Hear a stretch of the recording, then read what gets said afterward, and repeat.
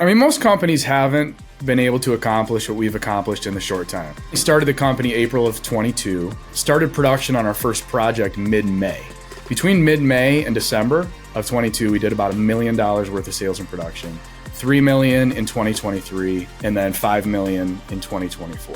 Most painting companies start when someone is a painter and they decide they don't want to paint for someone else. They want to have their own company, but they probably haven't saved up the amount of money that my wife and I had saved up at that time. We launched as if we were a $1.5 million company right out of the gates. We established a $13,000 a month marketing budget. We started recruiting subcontractors. We started selling jobs before we even had any subs lined up to paint, and really just went pedal to the metal. All right, welcome to the Painting Business Pro podcast. I have a very special guest, Brad Ellison, founder and CEO of Ellison Painting out of Royal Oak, Michigan. Brad, thanks for being on, man. I appreciate you having me. I wish you would have added 2024 CrossFit Open quarterfinalist. Wow. Okay, 2020. That's going to be the thumbnail for this. I mean, there were only about 50,000 of us, so and it's you were a very exclusive final? club. Oh, Yeah, there's 50. Oh, quarterfinals. I got it. Nice. It's not very impressive, but Real quick on that, I actually just started doing high rocks. Have you heard of that? bro, high rocks is next level. I've been doing CrossFit for a long time, and I've done a couple high rocks workouts, and I don't know why you guys do it. Dude, I never really got into I did some CrossFit. I didn't get too into it. But yeah, high rocks at this gym, they started doing high rocks classes. And for some reason, I'm not a huge runner, but for some reason I just love it. Just kicks Yeah. my ass and it's Long grind workouts, just miserable. Those are sometimes the best. yeah, exactly. Hour and a half on Saturdays is like makes my whole weekend a lot better, you know? Yeah. So, well, hey, thanks again for being on. So we're going to just jump right in for all the listeners. Brad has brought his company in 3 years from $0 to $5 million in revenue last year with a really healthy net profit as well, right? I would say so. Made some money. You care to tell us the number of what that was? The net profit number is pretty fuzzy depending on how you run it. Because we could talk about like sellers' discretionary earnings. We could talk about actual net profit after salaries and all that. The net profit on paper was like 22% on 5 million. But I paid myself a very, very low salary. Did a lot of the sales so I wasn't paying out a commission on 2.5 million in sales, so that our numbers are very heavily skewed. But yeah, we made good money. Yeah, I mean, it's still great. I mean, for those listening, like a lot of times people get to 5 million, but you're talking like a 7 or 8% net because they dumped a ton of money into marketing or they overhired on staff, right? So it's like they're working their butts off and not making a lot of money. So if we corrected for all of that, it would be at like 15 to 16% actual net profit. Yeah. So great. So yeah, just floor is yours. How did you do that? Because I didn't do that. We didn't do that at Foothills. We haven't done that at any other company. I'm very interested in just how you did that. Yeah. I mean, most companies haven't been able to accomplish what we've accomplished in the short time. We technically started the company April of 22, started production on our first project mid-May. Between mid-May and December of 22, we did about $1 million worth of sales and production, $3 million in 2023, and then $5 million in 2024. So we scaled really quickly. It wasn't like I was new to the industry. I had been running another company for a few years, 4 years prior to that. It was a company that I was planning on buying, and that all fell through. So we ended up launching our own company. So I knew how to operate within the painting world. Also, we had a very distinct advantage in that we had some money saved up to launch the business. Most painting companies start when someone is a painter and they decide they don't want to paint for someone else. They want to have their own company, but they probably haven't saved up the amount of money that my wife and I had saved up at that time. And so we were able to launch we launched as if we were a $1.5 million company right out of the gates. We established a $13,000 a month marketing budget. We started recruiting subcontractors. We started selling jobs before we even had any subs lined up to paint, and really just went pedal to the metal. All the systems that bigger companies, more established companies have after years, we had before we even went out on our first estimate. That's awesome. Well, so how did you create? So you created the SOPs before you started, or iterations of past SOPs Yeah. and So systems? again, I had that experience running another company. I knew what worked there. I knew what I didn't like about what we were doing over there. So I wanted to create our own version of that. Now, the version that we created is a hybrid of that. It's a hybrid of Paris painting up in Minneapolis. It's a hybrid of Harpeth painting and Nick Slavic painting and restoration. All these people that shared their wisdom and resources with me. I just created a mutant version of all that that I thought would work for us. But what my wife and I did before we even went out for our first estimate was we mapped out what we wanted our customer journey to look like from the time they first time they come in contact with us, whether that be through paid marketing or face-to-face contact or organic social media stuff, all the way through the project completion. What did we want them to experience, and what do we need to say or do throughout that experience to meet our expectations? So we mapped that all out, and then we assigned who was in charge of it. Now, at the beginning, it was very easy. It was either me or my wife.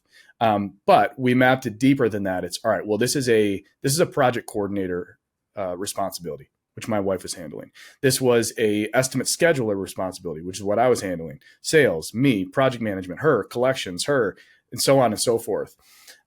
So we kind of had an org chart and an outline built out for a bigger company. It was just her and I were wearing multiple hats at that time. But yeah, we had that full outline drafted before we even launched technically. And if we were to compare that original outline to what we have now, which are, I sent you those playbooks, right? Like the really in-depth project consultant, sales, project management, project coordinator playbooks. The core of that is almost identical. Nothing. What's changed is the practices and actually how we accomplish something and who's in charge of it. But the fundamental principles behind it have changed very little, I think. Yeah.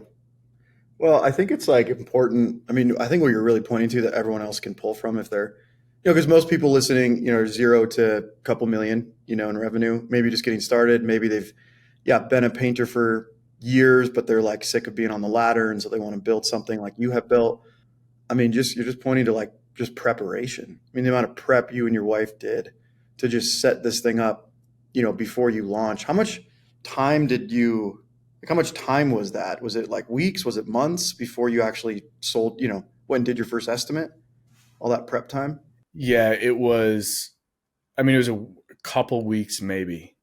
That's Yeah, a awesome. couple weeks. It takes a while for marketing to get ramped up. So it's not like we had a bunch of leads. We just started putting the word out on social media that we had launched our own company and had some organic activity that way. In reality, if you're asking how long did it take us to outline the customer journey? Well, we went to her dad's office and we sat down for 2 hours and just created a bullet point list. And that was Yeah. it. It was Yeah. 2 hours. I think a lot of people, we talk about the importance of SOPs and processes and systems ad nauseum over here. And a lot of people are so overwhelmed with the thought of that because they think that it needs to be those fully crafted playbooks like the ones I sent you, that are 40 pages long and have videos and images and like so much detail. Well, those came about over 3 years. The initial outline, which the outline that we created in those 2 hours is probably better than most people's systems or SOPs they have written out, took 2 hours. So don't overthink it. Just all you got to do is think about what do we do right now, or maybe what do we want our systems to actually be, and then just write it out, bullet point list, and you can fill in the details as you go. Yeah.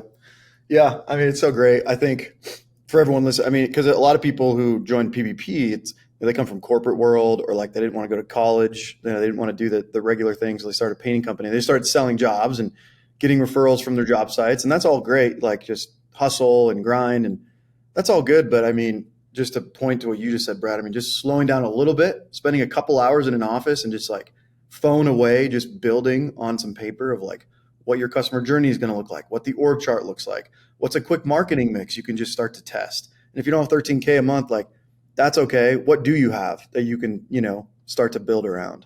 I think that's just so important for people. We just move way too fast in every industry, but for sure with painting companies. Well, I think not only do we move fast, we just continue on in the same fashion that we've always done because it's comfortable, and change is painful and scary, right? Uh, I mean, yeah, we most people aren't going to have the marketing budget that we had to start, but if you don't have the marketing budget, you probably have something else that's worth something, which is time. And a lot of the tactics that we employed, we could have done ourselves if we wanted to invest the time rather than our money.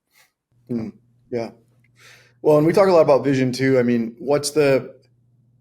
I'm sure y'all created what is the kind of long-term vision of Ellison Painting? I mean, what are y'all intending to do with this company?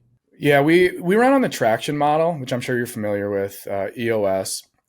And so we have our 1 year, our 3 year, our 5 year. And the long term goal is we think we can get Ellison Painting to $20 million a year in revenue just in painting here in Metro Detroit. So doing what we're doing at a bigger scale. We have goals of opening up other locations in other major metropolitan areas. So starting with kind of Detroit as the hub and moving out geographically throughout the Midwest. So Cleveland, Columbus, Cincinnati, Chicago. So 10 locations within those next 5 years, each generating around at least $2 million worth of revenue. Of course, we rolled out marketing. Part of our long-term plan all along was once we get big enough to bring our marketing in-house, we would then offer those same services to other clients. So lead generation, marketing, coaching, consulting services. So we just launched that in December, but that's also a vehicle that we're going to use to help seed those other locations, right? So each independent location doesn't need to figure out their own marketing. It's all done in-house through another company that we own. So we have pretty grand goals. I think a lot of people say they want to franchise, they want to have multiple locations. You and I know that most painting companies are never going to expand outside of their one location, and we may not either, right? But I think we got a pretty good chance at doing it because we are being very strategic about it. We have plans, we have ways to get there, but we're also really flexible. And what our goal is 5 years from now, next year, that might change. And maybe we discover, you know what, $20 million is really painful. Multiple locations sounds really painful. Maybe we settle in and we end up with a $8, $9, $10 million a year company that's just really stable and relatively easy. And we just roll with that. That's a really, really good business, as you know. Yeah, exactly. Yeah, I know that's where it all really comes back to, well, why are you in business? I mean, to what end are you doing this for? Because if you want to just cash flow, $5-6 million painting company, make 200-300K a year, like heck yeah, just do that and work as least as you can. That's awesome. Or do you want to build something to 20 or 30 million? But like the why I think just has to matter, because if not, it just becomes all about money.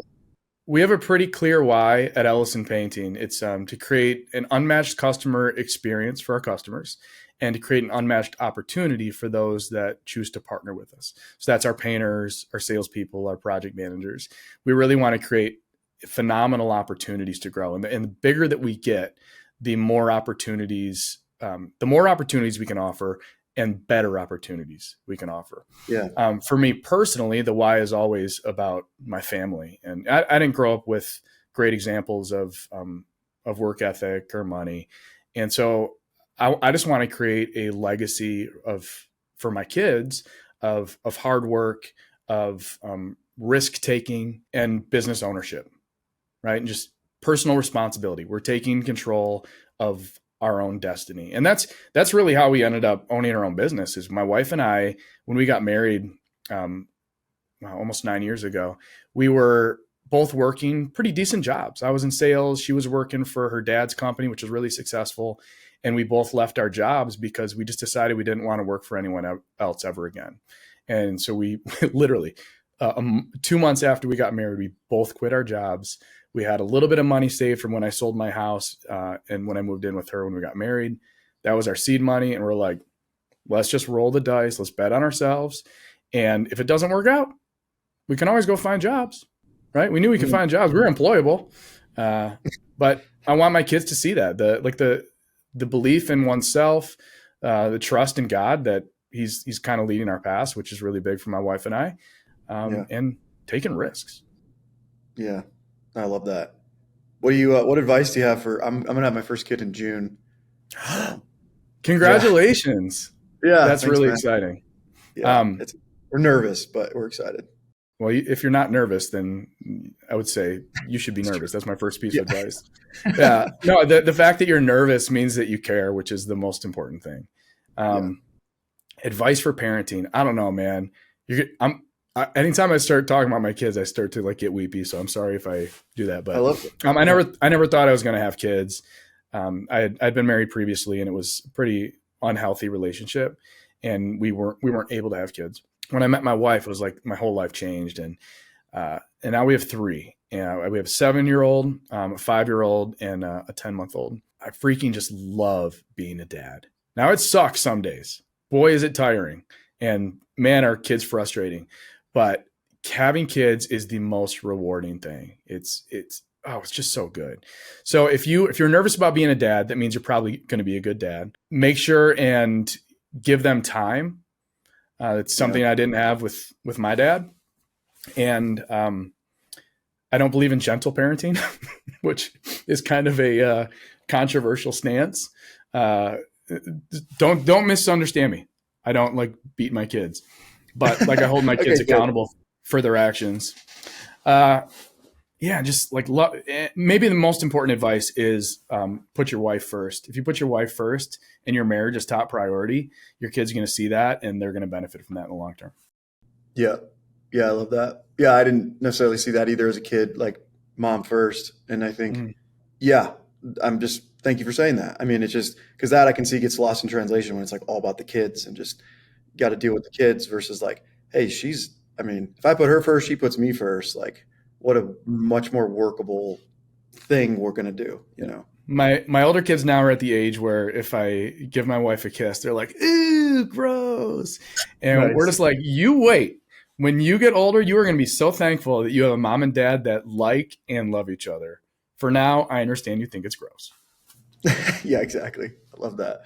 That's great. Well, thanks for that. I appreciate you. Yeah, let me ask you that. How do you right now balance kids, wife? I know you're big into health and exercise and having such a successful business. I mean, how do you do all that? I think you prioritize the things that are most important. And I've talked about this before on some other recordings, but I have my 4 F's and they're in order. And some other painting contractors have adopted this, and I don't know that I'm the first person to ever say it, but I think maybe in the painting world I was. It was faith, family, fitness, and friendships. So those are my 4 F's in that order. So first, I got to make time for my faith, and my relationship with God, church on Sundays, and then family. So then it's my wife and my kids, and then it's faith, family, fitness. Fitness feeds my health, my physical health, which feeds my mental health, which feeds my family, which feeds my faith, and then friendships feeds all of that. You notice that I don't put finances or business anywhere in there. What I've found is that if I really focus on the things that I'm really passionate about that feed me, then I perform well in business. And I was able to navigate the transition into full-time business ownership without falling into the workaholic trap. And there's some periods where I'm working quite a bit, but because I'm not a painter, I didn't have to be on the job site. I'm a good sales guy, so I was able to sell enough jobs to keep the machine growing and running. I'm a decent enough leader that I was able to recruit people to work with me that can perform at a high level. But I would always structure everything to not take away my family time and my personal time. And so even now with our two businesses, I'm usually done with work around 3, so I can get to the gym by 4 o'clock. Work out from 4 to 5, home for 5:30 dinner, nearly every single night. No weekends. People, you can make time for the things that are actual priority. Also, I think because we've been so strategic with how we run the business and how we grow the business, we're thinking about profit first, which not in a greedy sense, but like if your business isn't profitable, it's never going to do the things that long term you need it to do for your family. Like people own a business because they want some sort of freedom, financial freedom, time freedom. Well, if you don't have a profitable business, it's not going to provide either of those things. So we focus on that. If this business wasn't providing me the freedom to choose my own schedule and make the amount of money that I want to make to provide for my family, then I would do something else that would allow me to. Yeah. I mean, so good. We were at Foothills, we did 6.5 million like 2 years ago. It's like a 6% net. It was miserable. Like worked so hard and made you still made money. Everything's fine, but like did not make the money we could have made. I would have rather just run like a $4 million company at 20% or 18%. I think when you go to conferences, it's really fun to network and everything, but everyone talks revenue size. And I even just shouted you out about your revenue, and it's fun and cool to talk about. But yeah, if you're doing 5 million with a 3% net, who cares? I mean, I think the profit matters so much more, and I think it more signifies a healthy business versus like a grind of a business. Yeah. No, if we weren't hitting profit numbers, like if I was doing 5 million at 3% net, I would be better off just going to sell painting services for someone else. I'd make more money and I wouldn't have to deal with all the headache of running a big business. Right. Exactly. Yeah. I think too, we talk a lot, just the other thing you said, I mean, first of all, awesome schedule. You work till 3 and you don't work on weekends. I mean, running a $5 million painting company, like I hope everybody listening to this, like that's happening right now. Like as we speak, like that's what Brad's doing.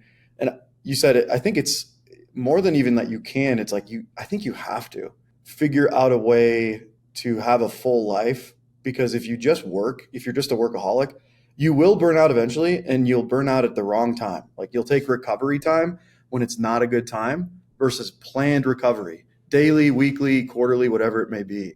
So I just think that's so important to run a good business, I think some people look at me and it's like, oh, well, he's in this privileged position, but anyone can put themselves in the same position that I'm in. They just probably unconsciously choose not to. Yeah, for sure. I think, talk about like child wounds and trauma and stuff. I think workaholic is an easy way to just kind of, we can just get addicted to work. I mean, better than being addicted to other stuff. But I think that's what I definitely was like that. It's like, I'll just work more. I'll just sacrifice everything else and just work more. Yeah. And I'd imagine for a lot of people, it's probably an escape. If things at home aren't great, they'd rather be at work. And that I experienced that. I had a sales role for an insurance company where for a pretty good amount of time, I was working 65 to 70 hours a week, and I was making money. Like financially, we were doing great, but my marriage was not great. Right. And it was an escape. I'd go to the office and I was the big dog on campus. I was the number one sales guy. I was getting money and I was getting accolades and awards, and at home it was no good. So I'd imagine that a lot of it can be an escape for someone that is a workaholic, in which case I would say, well, let's go back to our priorities. What's more important, like your family or your business? Your family's more important. I would rather have my wife and my kids and make $50,000 a year than be making $1 million a year with a terrible family life and kids that don't know me or don't like me. Yeah. Like what's the point of that one? I mean, it's just, never got that. But I see how easily you can fall into that. I fell into that trap for a few years. I mean, I can see how easy it is to fall into that. Going back to the business. So I know, so, you own and operate Rollout Marketing. So you're obviously quite marketing savvy. What do you all run? I mean, what's your marketing mix at Ellison Painting right now? So we try to build a company that is. If you're listening to the podcast, almost every single person that we talk to on this show is someone that we have worked with at Painting Business Pro. If you run a painting company or you're starting a painting company and you are really serious about building an amazing business while having a great lifestyle along the way, that is what we do best. When you work with us, you'll plug in to all of the systems, playbooks, training, and get coaching from me and my team. That's the training, systems, playbooks, and team that runs our currently $40 million portfolio of painting companies. It's the stuff that's working right now. We're actually doing this stuff day in and day out, and we love coaching people and helping people grow. So if you're interested in getting some help and working with us, head over to paintingbusinesspro.com and apply now, and we look forward to talking with you soon. We're trying to build a company that takes a more holistic approach to marketing. So we're called Rollout Marketing, and we do lead gen. We build websites, we run Facebook ads, we run Google ads, run SEO. We kind of do all of that a lot of agencies do.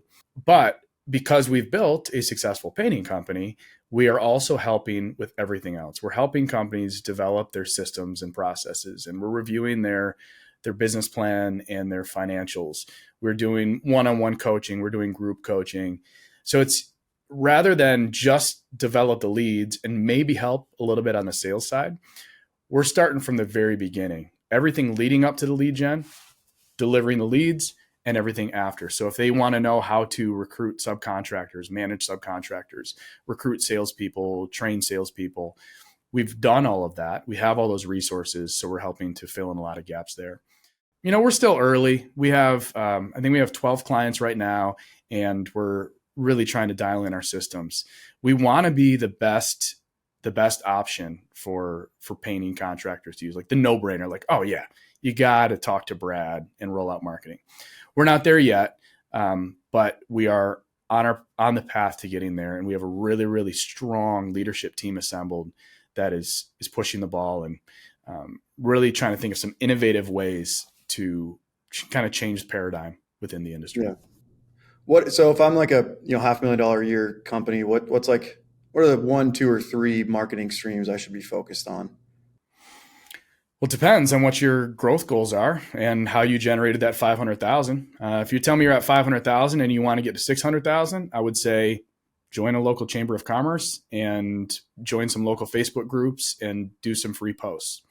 If you're trying to go from 500,000 to $1 million and you're willing to spend 8 to 10% of that $1 million back into marketing, well, then you may want to explore some mix of Meta ads, Google ads. If you're trying to get from 1 million to 2 or 3 million, then you may want to start sprinkling in some direct mail or door hanger campaigns, which we do a lot of at Ellison. If you are 10 years old, as opposed to a brand new company, then you probably want to mix in some marketing email marketing reactivation campaigns. Very, very low cost, high results. There's a million different marketing tactics that painting companies can use. You know that. And there's not one size fits all. Even geographically, it changes. Like we had a couple of clients in Colorado that market is tough for digital marketing. It's very, very competitive. There are a lot of really good, really successful, highly profitable companies in Colorado, but the marketing is really tough. So if I'm talking to a company in Denver, I may not say, hey, let's dump a bunch of money into Meta, because we have not been able to figure out how to get really predictable results on Meta. It might be more canvassing, direct mail, door hanger, something offline, try to cut through the noise. A lot of companies can get really effective results through managing some of their own marketing, which might be surprising to hear from someone that owns a marketing agency. But I've talked a lot of people out of hiring us. I said, listen, with what you're trying to do, you don't need to pay me a monthly retainer to get there. Here's a few things that you should try. Here's some things that worked for us. And why don't you take that jump from 500,000 to 800,000 this year? And then next year, when you're ready to spend a little bit more on marketing and offload some of it, then let's talk. That probably makes a little more sense at that point. Yeah. For everyone listening, I think that's a good, marketing is this massive word, and it's just like, it can be so intimidating. And same experience, we used to be all door to door. It was like 95% of our lead sources door to door. And then COVID hit. And so we had to basically overnight figure out Facebook ads and Google ads. And so it was a great thing for us to kind of expand in that sense, but it was scary. But we figured it out. And I always say to people, if I can figure out Meta ads, you can figure it out too.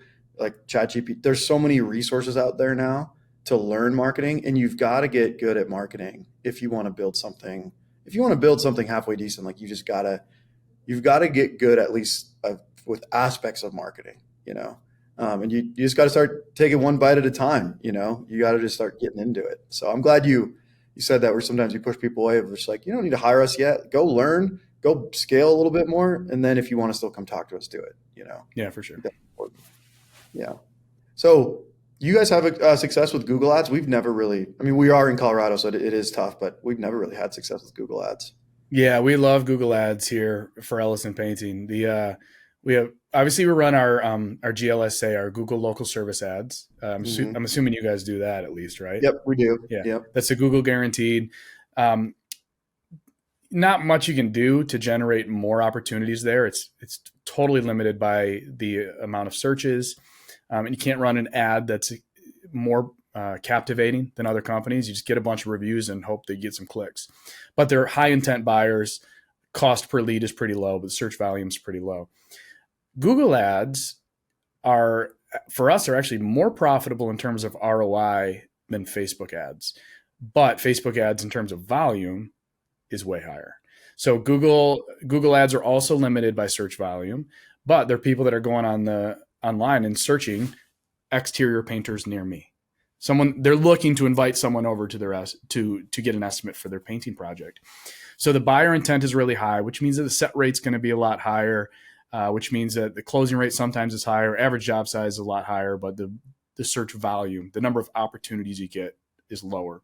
And there's ways to kind of work the Google system to spend more money, but usually we don't meet our monthly Google budget. We don't spend it all. Not because we don't want to, just because Google, not enough people are searching it on Google. But what's really interesting about these tactics is just, again, geographically, they're weird. We have clients all across the country now at Rollout, and Meta doesn't work in Denver. Meta doesn't seem to work in Nashville, but Google works in both of those areas.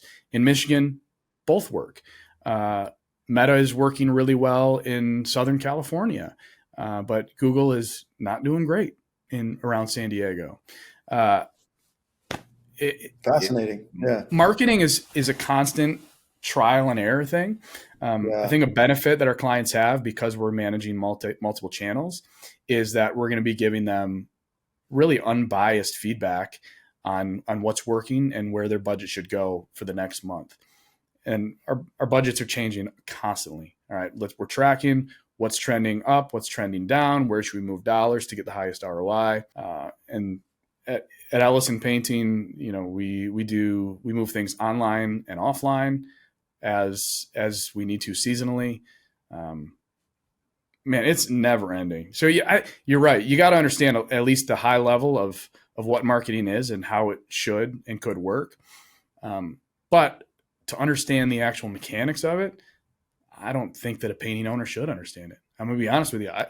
If you said, "Hey, Brad, can you run a Facebook ad for Foothills?" I would say, "No, I don't know how." But my team does, right? My team does, yeah. Even as an owner of a $5 million company and the owner of a marketing agency, I don't understand the mechanics of it. Just like I don't understand the mechanics of painting a house. I don't need to. I just need to be able to create the systems, run the systems, find the people, and empower them to do it well. Yeah. So, I love it. there's some amount of there's some DIY videos where I probably could learn how to run a Facebook ad, and if I was a smaller company, that might be the best approach. But you don't need to have this super in-depth understanding of it. Right. Yeah. Like it. By the way, shout out. I watched your, you mentioned this earlier, just as far as systems go, I watched so Brad has is what to expect at the painting estimate. Super funny. I'm going to copy you. We're going to do that at Foothills. So basically from what I understand, you send that out after they book an estimate with you, you email that to the client. So they watch that before you come out. Is that right? Yeah, so it's a 2.5 minute video. Backstory there is I'd hired a videographer to come out and film it for us, and he canceled half hour before he was supposed to show up. But I had already arranged to have my actors there to film, and so I directed and had my wife film it on an iPhone, and then we self-edited it, and it turned out so good. So it's 2.5 minutes long, and it's for the listeners, it's what to expect. We're going to show up on time. We're going to take some measurements. It's got video of me walking around with my customer, who's really just my friend Phil, and presenting a proposal to him and his wife Chelsea at my kitchen table. We used my house, right? So it was just like that was our set. Nice house. That's cool. Thank you. No, it's been a lot of work. But that video is amazing. We get really good feedback from it. It shares some of our core values throughout the video. In setting out expectations, not only is what they should expect from us, but it's very subtly laying out what they should expect in general, right? we're going to, like the first line is we're going to show up. We're going to show up on time. We think it's important to note that because we don't want you to be surprised to find out that we are a real business. Well, what are we saying there? Other painters are going to show up late. Maybe they're not real business. We talk about taking measurements. We say, yeah, I'm going to use this laser measure. I know it looks real fancy, but we think our customers have found some peace knowing that our estimates and proposals are based on actual measurements rather than just a gut feeling on what something should cost. What are we saying there? The guys that come out and look around the room and say, $600. Like, what the hell is that based on? Right now, ours might be $600 too, but we took measurements and makes them feel a lot more confident.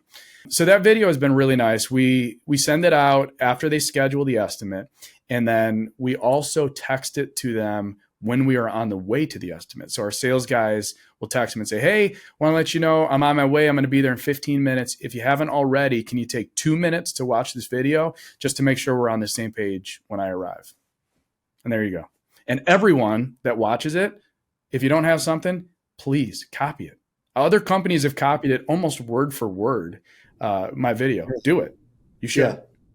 Yeah. For everyone listening, just ditto that. We're going to do that at Foothills. I mean, it just shows so much the human aspect of your business, and no one else is doing. I mean, you're the first person I've ever seen, who's actually doing that. And it gets the human. It's such a human aspect of it, and also just it subtly sets you apart from the competition. You're not bashing anybody, but it's like, here's what we're going to do. If your other guys don't do this, who are you going to go with? Right.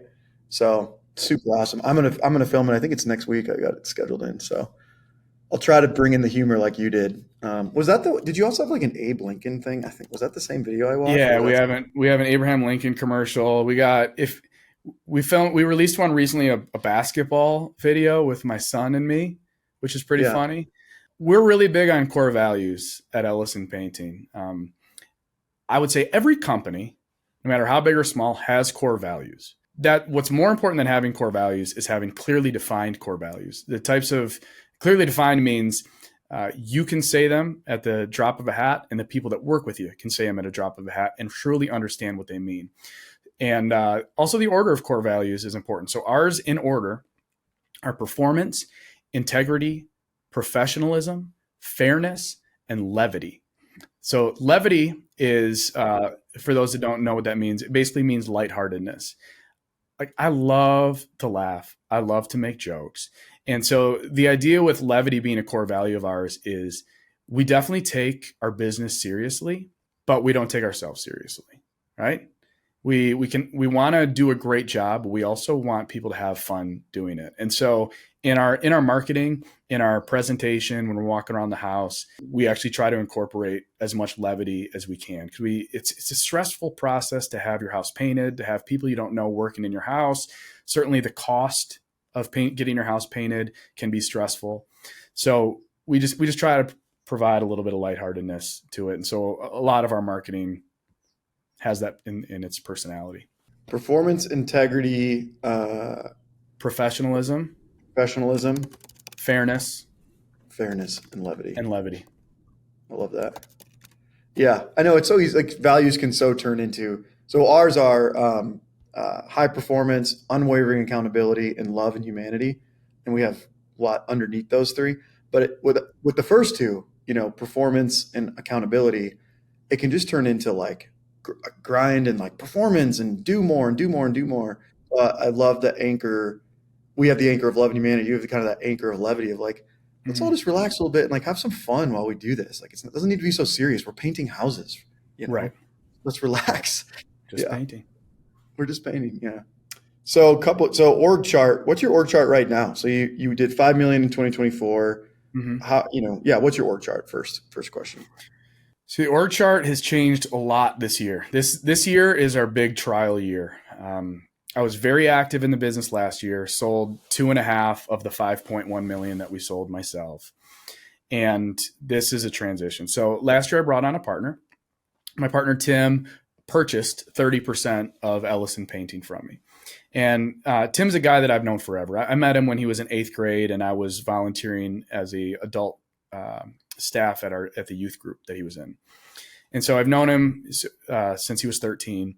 And we worked together at a marketing agency after he graduated college for a couple of years, and just a really, really good friend, really good guy. So he bought 30% of the company. His background is in corporate consulting around systems, processes, and culture, which is great. And we discovered that he is a much more talented manager of people than I am. I'm a very good sales guy. I think I'm a really good visionary in laying out vision and plan on where we want to go and how we're going to get there. And he is awesome implementer. Certainly has some visionary characteristics as well, but we have a really good visionary implementer relationship. So we made the decision for 2025 is that he basically took over Ellison Painting. He's the boss. And I'm doing a handful of estimates. Maybe I'm doing 3 or 4 estimates a week for personal referrals or repeat clients or some commercial projects. But outside of that, I'm doing almost nothing for Ellison Painting. Maybe 10% of my work week is on Ellison Painting. So he's running it. Under him, we just made an offer yesterday to our 3rd project manager. So we have 3 project managers. We have 2 project coordinators. So they're the ones that are responsible for, after a project is accepted, to get it all scheduled, coordinate with our painters, coordinate with the customers, coordinate with color consultations, all that. We have an estimate scheduler. She's a VA. She's down in Columbia. So she handles all the intake and estimate scheduling. We have 3 full-time salespeople and me as whatever Nice. I do. What's the difference between the PMs and the project coordinators?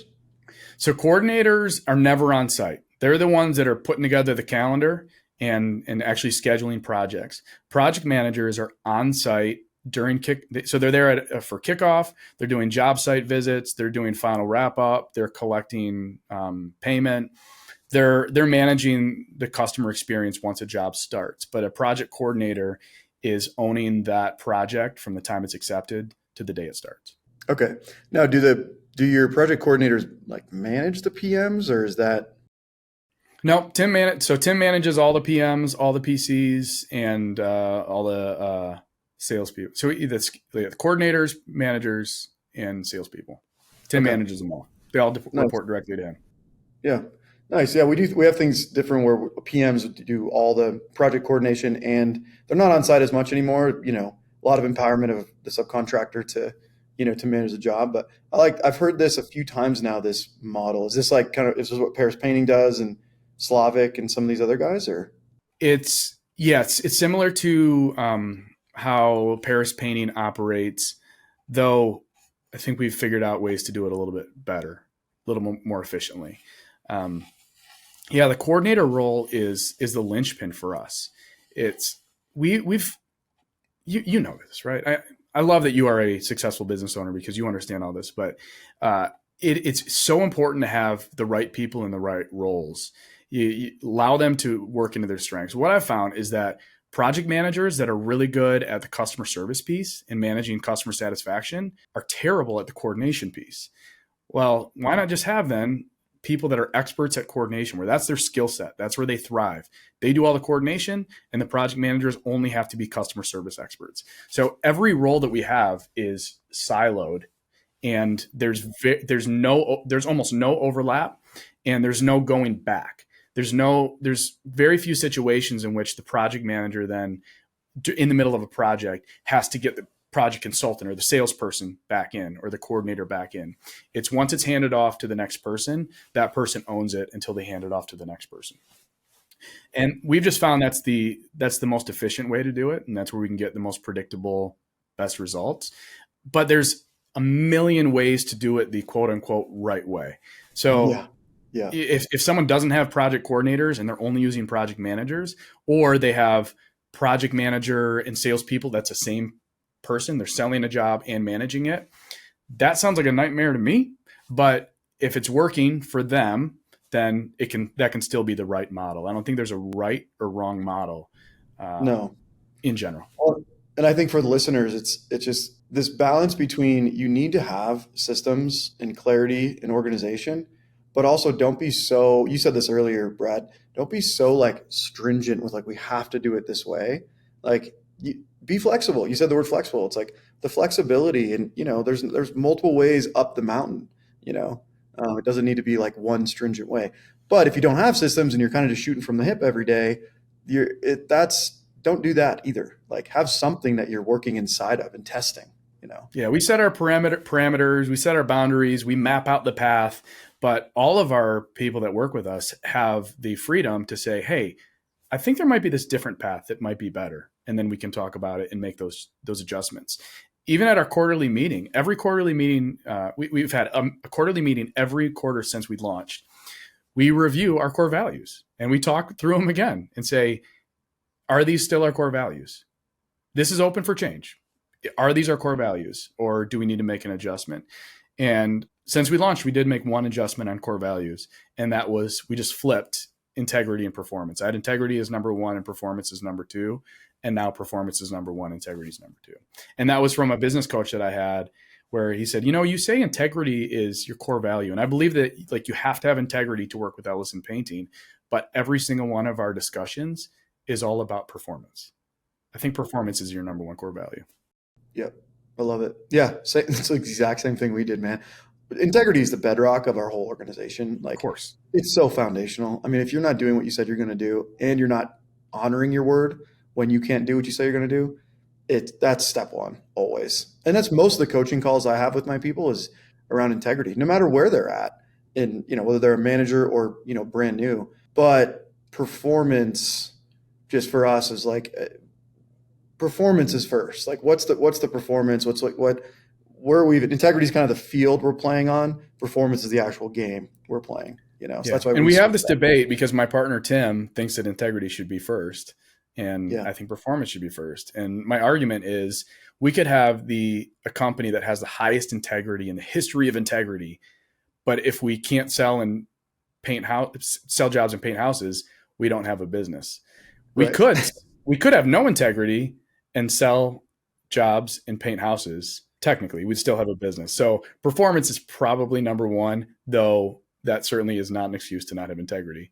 You got to have them both. It's like 1A and 1B. Have it up for debate too. I think it's good to not have it just like, nope. It's like, it's good to debate it. Right. Because I can see both sides. But like you said, I could run a highly integrity business, but be doing, not really doing much with it. Versus like, performance and then using integrity as a tool to elevate performance, right? That's how we look at it. So real quick. So you did 2.5 million your own sales last year. Mm-hmm. That's a big old number. I don't know that I've heard. Was that all residential?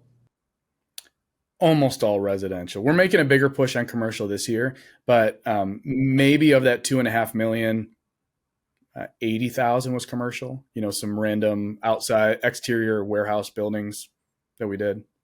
So what's your average? What average number of estimates you did per week? I would average like 5 estimates a day. So 20 to 25 a week. Wow. That's okay. That's a lot. Mm-hmm. And how much that's a lot. We usually only do like 3 to 4 a day. So is there not too much driving around, or like as far as your territory size? I mean, our territory can be pretty large, but we try to be smart in how Myra schedules them for us. So if we might need to drive 45 minutes to my first visit, but then the whole day is all out there, and they might be 10 or 15 minutes apart. We're efficient. We have the systems. It takes how long does it take to build a proposal in Paint Scout? 3 minutes, right? Yeah. How long does it take to do a walk around with a customer? 5 minutes, 10 minutes, and then you get your pictures and measurements. How long does it take to do an in-home presentation? Well, I think it should only take 10 minutes. We're not there for 90 minutes to 2 hours. We're not trying to beat people into submission. It's even with full in-home presentation, I can be in and out within 45 minutes.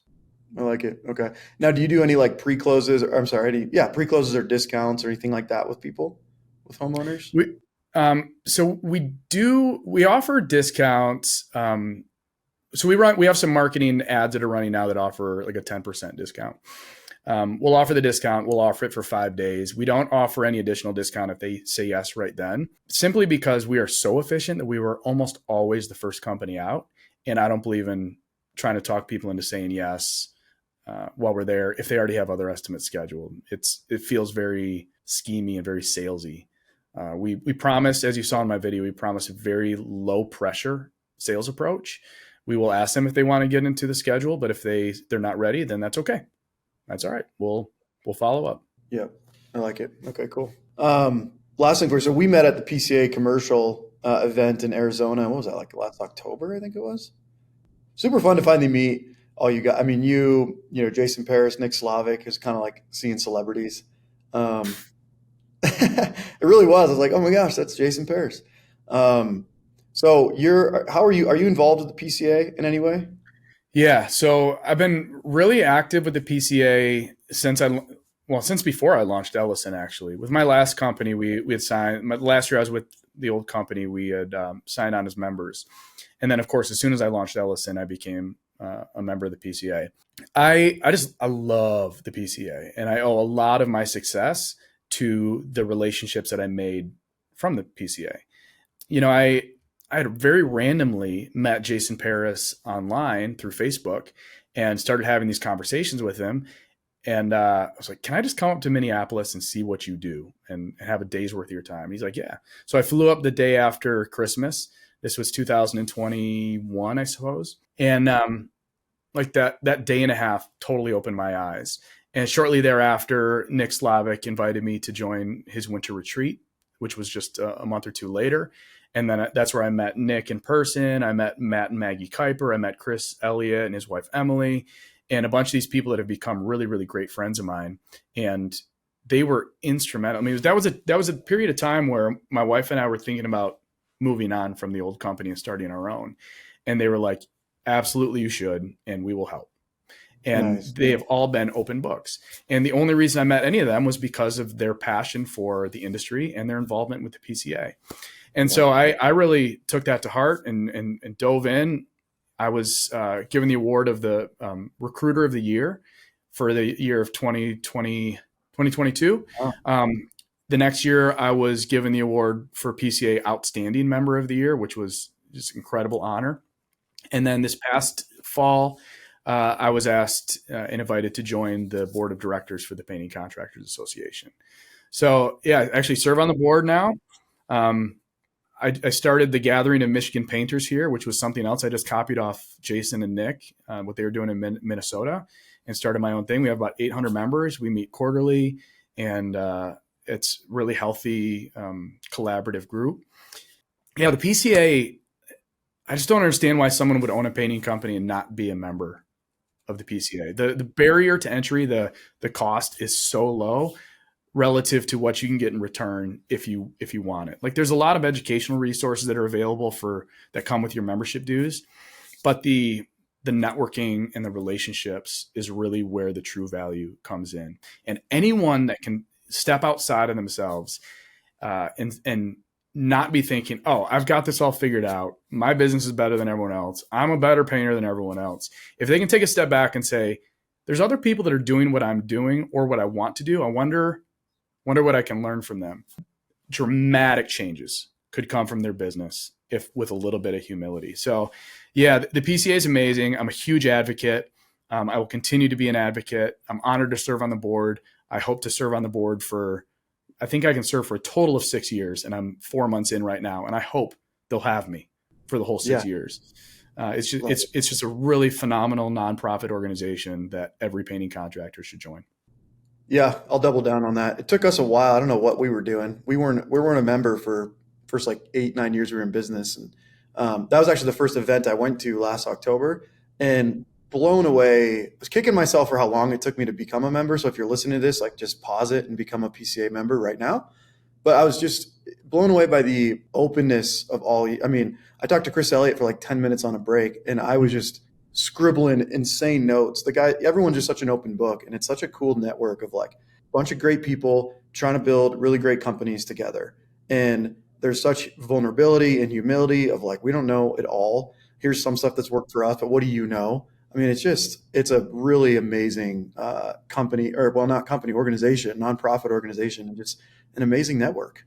So it's just good people. I don't know about you, but and your listeners, but I like to have friends. And like guys like Chris Elliott is going to fly up to Detroit to come play a pickleball tournament with me. It's a guy I That's met awesome. randomly through Nick Slavic's retreat, right? And he's the type of guy that I can call and say, Chris, I need help. I'm trying to get this commercial project.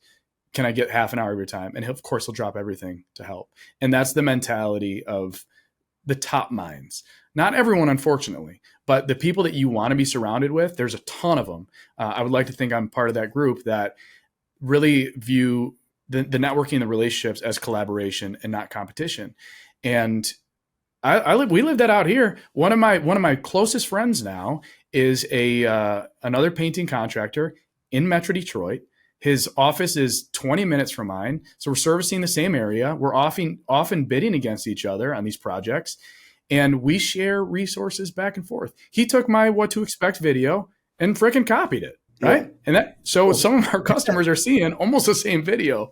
Now, I wish they knew that I was the one that came up with it first, but it doesn't matter. I'll try to tell everybody. Yeah. But we can collaborate. There's so much business to go around that whether I win the job or my buddy Nick Kelly wins the job, if one of us wins it, that's a win. There's more to go around. Collaboration is good. Rising tide lifts all ships. Cliche, cliche, cliche, all true. All true. We have 3 painting companies just in Colorado in the NPG umbrella. And then there's like probably 30 PPP members in Colorado. And it's just like, yeah, we run into each other sometime, but there's such a pie that can go around. And I think, I don't know who said it, but yeah, the people at the top, they don't compete, they collaborate. Like it's collaboration. So yeah, I'm super proud to be a member as well. And that's, what an honor to be on the board. That's a big deal. Yeah. I have imposter syndrome. I'll tell you that. Like, yeah, I've had success, but is it because of me? I don't think so. I don't know. I don't know anything, but apparently other people believe I know something and they choose to keep me around. I like it. Well, this was super valuable. I think you know a lot. I think it was super valuable for me, and I hope everyone listening got a ton out of it. I'm confident they did. Thanks for being on, man. Hopefully I can have you on again. I have many more questions for you, but I don't want to keep you for 6 hours. So do it again. Appreciate you, man. Yeah. Appreciate you, man. Take care. Hey guys, if you're enjoying the show, it would mean the world to me if you would leave a quick review for the podcast and what you gotten out of it. It helps our show reach more people and inspire more people. Thank you so much.